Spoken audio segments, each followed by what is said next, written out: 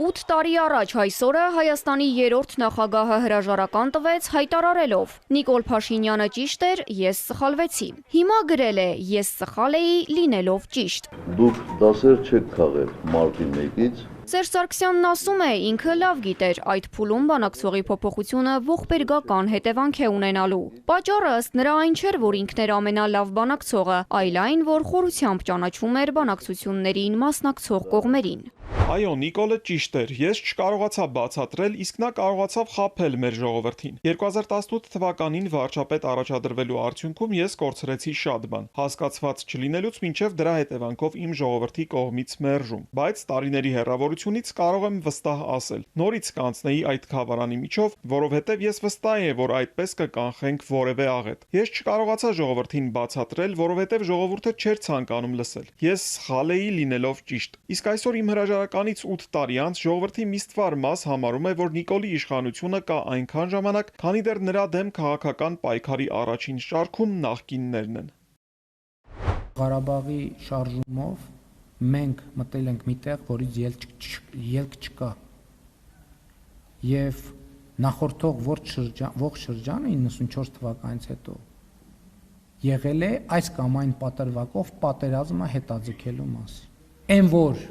այլևս պատերազմի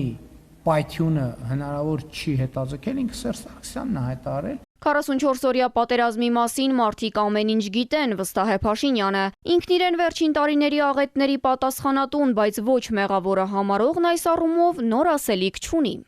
Թող Սերժ Սարգսյանն ու Ռոբերտ Քոչարյանը թուղթը գրիչը վերցնեն, մեր հրապարակած փաթեթով թող կարդան։ Ասեն, այ տեսեք, ստեղ էսա գրած, ստեղ էսա գրած։ Այնտեղ գրած է մի բան, որ մենք մեր ժողովրդին խաբել ենք, լկտի ձևով խաբել ենք։ Ղարաբաղի շարժումը չի ծառայել Հայաստանի Հանրապետության եւ հայ ժողովրդին։ Ղարաբաղի շարժումը ծառայել է նրանց, ովքեր ընկալել են եւ ուզեցել են, որ հայ ժողովուրդը Հայաստանի Հանրապետությունը երբեք զոհի կարգավիճակից դուրս չգա։ Հայտնի իրադարձություններից 8 տարի անց վերադառնում ենք խորոված փարթիին։ Քաղաքացու օրը կարող են քաղաքացիները նաև փոխություն խորոված անել, ես այդտեղ բացարձակապես որևէ խնդիր չեմ տեսնում։ Ապրիլի 25-ին Հայաստանում նշվելու է քաղաքացու օրը։ Փաշինյանը մարդկանց հրավիրել է Ամիրյան փողոց։ Խորովածը մեր կենցաղի, մեր կյանքի անբաժանելի մասն է, եւ զարմացած է նա, թե ինչու է զարմանք հարուցել իր այս որոշումը։ Եթե բանի կրիվետկա պարտի անենք, կհասկանայի, կասեի մի րոպե, բա մեր երկրի ինքնությունը, բա մեր ավանդույթները, այսինքն ի՞նչն է խնդրեմը տեղ, ես լավ չեմ հասկանում։ Եվ նաև ի՞նչ։